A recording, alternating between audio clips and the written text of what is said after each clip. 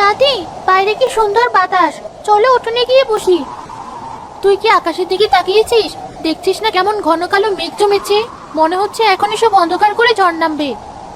সাবা তো ঠিকই বলেছে যারা, আজ রাতে বাইরে থাকাটা মোটেও বুদ্ধিমানের কাজ হবে না। দেখছিস না পূব দিক থেকে মেঘগুলো কেমন দৈত্যের মতো তেড়ে আসছে। বড় ঝড় হবে আজ। কিন্তু ঘরে আমার দম আটকে আসছে, কেমন একটা ভ্যাপসা গরম, তাই না আপু? গরম তো একটু লাগবেই, বৃষ্টি নামলেই সব ঠান্ডা হয়ে যাবে। তুই বরং চুপটি করে বস। দাদি, একটা গল্প বলো না, ওই যে উড়ন্ত ঘোড়ার গল্প। আজ অন্য গল্প শোন।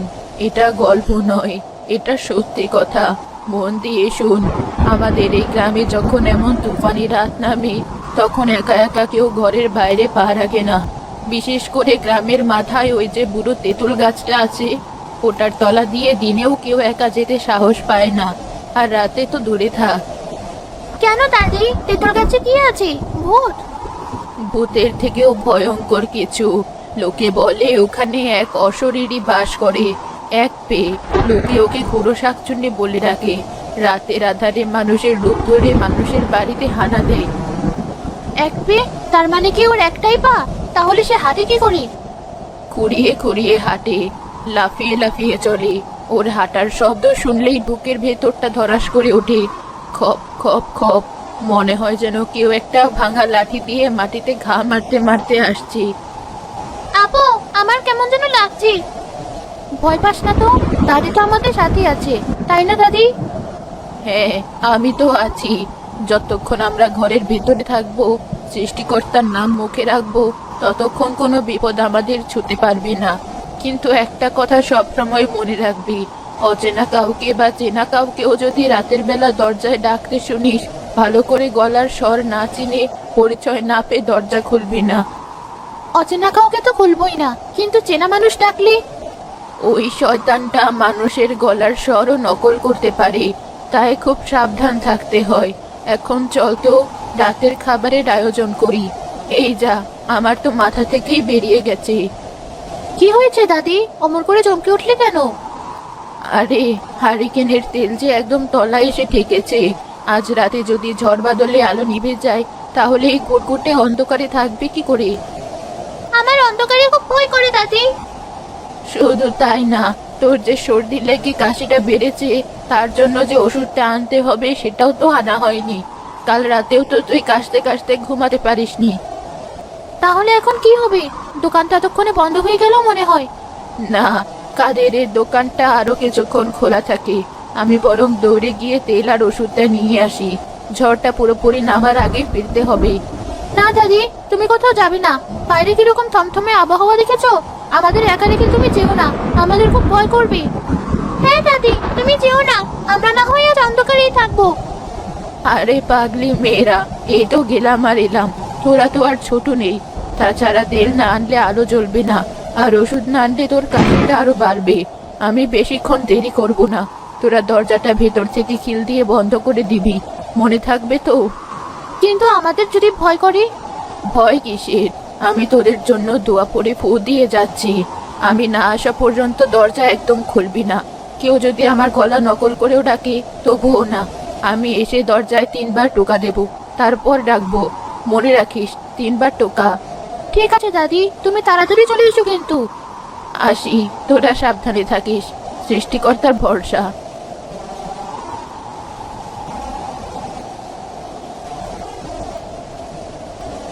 আপু, দাদি কখন আসবে? আমার খুব ভয় করছে। আরে ভয় পাস না, দাদি তো বলেই গেল তাড়াতাড়ি আসবে। হয়তো বৃষ্টির জন্য কোথাও আটকে গেছে। আমার মনে হচ্ছে ঘরের চালে কেউ যেন ঢিল চড়ছে। ও কিছু না, ঝড়ে গাছের ডালপালা উড়ে এসে পড়ছে হয়তো। তুই ওদিকে কান্দিস না তো। আয়, আমরা বরং গুনিয়ে আকাশে কতবার বিদ্যুৎ চমকায়।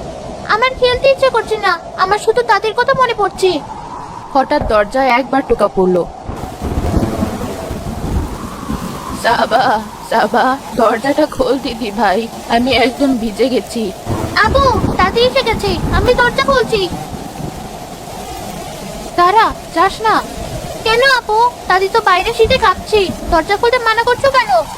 দাদি কি বলে গিয়েছিল মনে নেই? 3বার টোকা দেবে, এখানে তো 1বার টোকা পড়েছে। হয়তো ঝড়ের শব্দে আমরা কাছে দুটো শুনতে পাইনি। আর গলাটা তো একদম দাদির মতো। আমার কেমন যেন অন্যরকম লাগছে। গলার স্বরটা একটু বেশি ফ্যাসফ্যাসে, তাই না? কি হলো, কথা বলছিস না কেন? তাড়াতাড়ি খোল, আমার হাত পা জমে যাচ্ছে।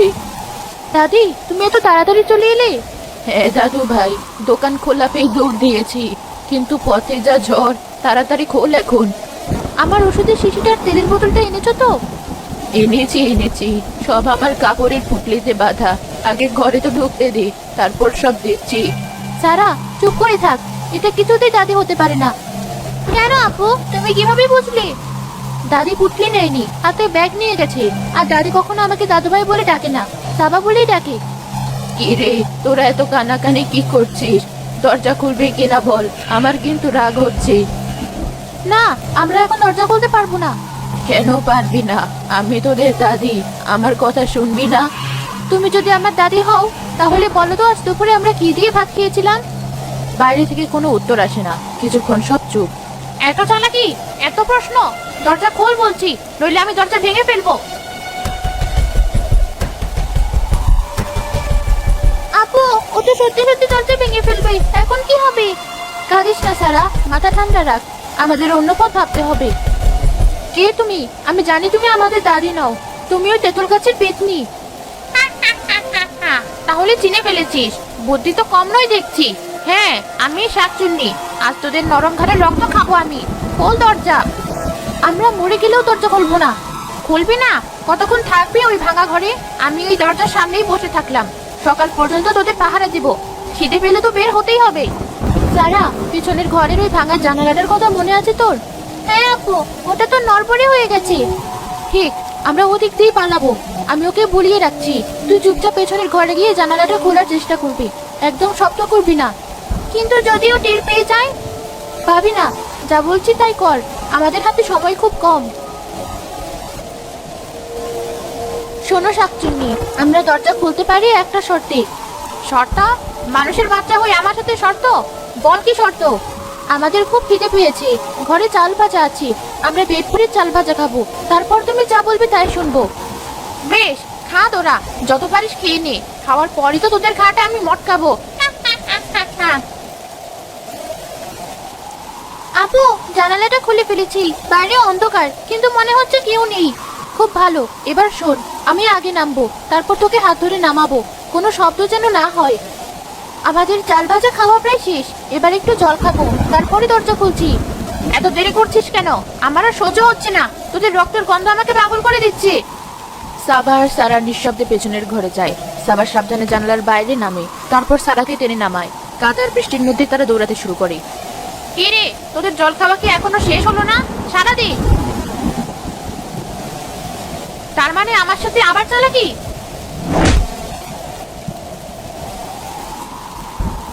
না, আমাকে ফাঁকি দিয়ে তোরা পালাতে পারবি না। আমি তোদের গন্ধ চিনি, যেখানেই যাস আমি খুঁজে বের করবই। খপ খপ খপ করে একটা ভয়ঙ্কর শব্দ তাদের পিছু নিতে শুরু করে।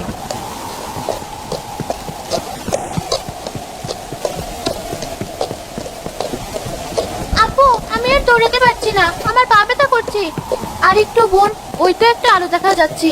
আমরা ইলিয়াস হুজুরের বাড়ি যাব, উনি আমাদের বাঁচাতে পারবেন। ও যদি আমাদের আগে ধরে ফেলে আপু, ওই শব্দটা তো একদম কাছে চলে এসেছে। না, সৃষ্টিকর্তার নাম মুখে নিয়ে আর দৌড়া, চোখ বন্ধ করে দৌড়া।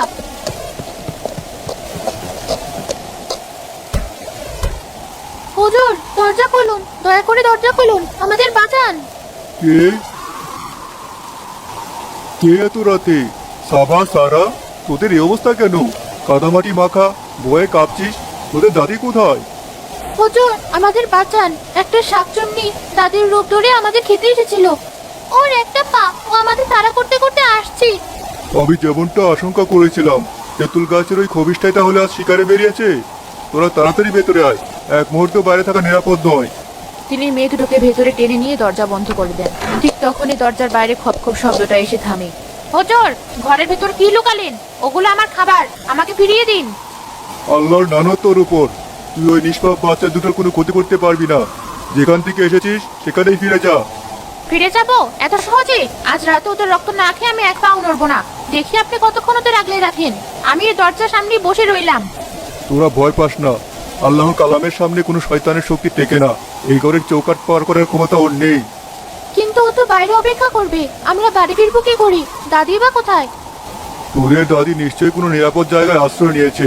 এখন বলতো ঠিক কি কি করেছিল, আমাকে সব খুলে বল। সাবা প্রথম থেকে সব ঘটনা বিস্তারিতভাবে হুজুরকে বলে।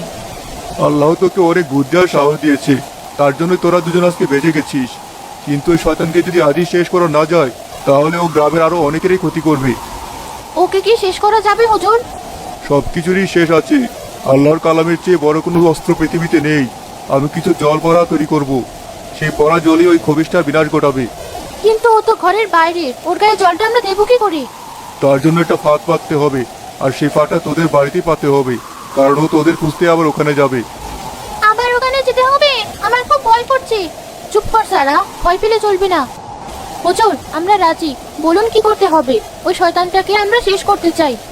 এই তো সাহসী মেয়ের মতো কথা। ইমান আর সাহস যদি একসাথে থাকে, তাহলে কোন শয়তানি শক্তি টিকতে পারে না। আমি জলপড়া তৈরি করছি, তারপর আমরা বের হব। আল্লাহ আমাদের সহায় হবেন।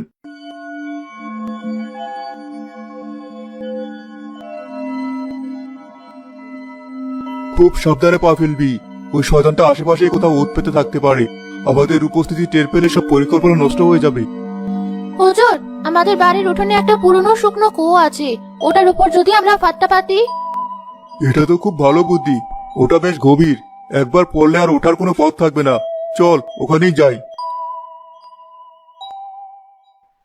সারা, তুই আর সাবা মিলে কিছু শুকনো পাতা আর চিকন ডাল পাতা জোগাড় করে নিয়ে আয়। ওর মুখটা এমন ভাবে ডাকতে হবে যেন উপরে মাটি আছে বলে মনে হয়। দুই বোন হুকুম মতো জিনিসপত্র জোগাড় করে আনে। এবার আমি এই পড়া জল কুয়োর ভিতরে ঢেলে দিচ্ছি।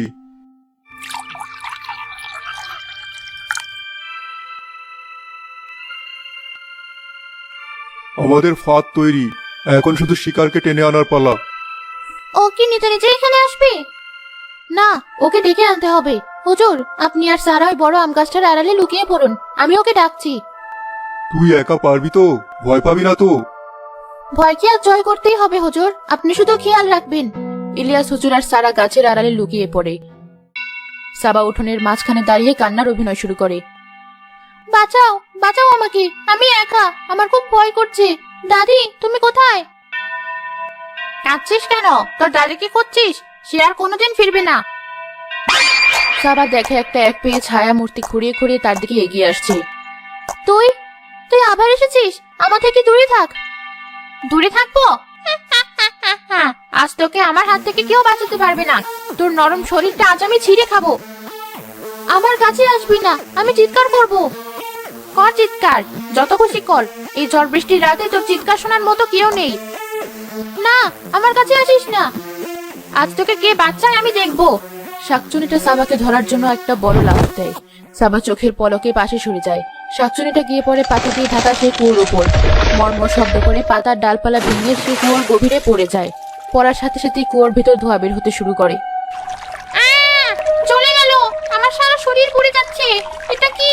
এটা সাধারণ জল নয়, আমাকে বাঁচাও, বের করো আমাকে এখান থেকে।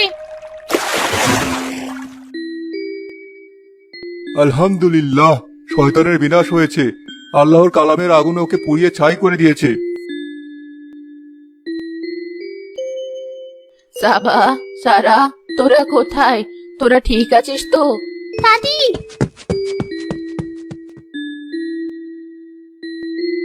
হুজুর, আপনি? কি হয়েছে এখানে? এই পোড়া গন্ধ কিসের? যা হওয়ার হয়ে গেছে বোন। সৃষ্টিকর্তা আপনার নাতনিদের হাতেই আজ গ্রামটাকে একটা বড় বিপদ থেকে রক্ষা করেছেন। ওদের সাহস আর ইমানের জোরেই আজ খুরো শাকচুন্নির অধ্যায় শেষ হলো।